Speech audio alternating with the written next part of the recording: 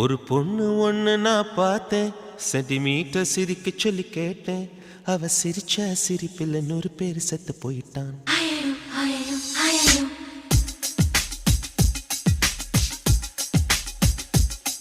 ஒரு பொண்ணு ஒண்ணு நான் பார்த்தேன், சென்டிமீட்டர் சிரிக்க சொல்லி கேட்டேன்.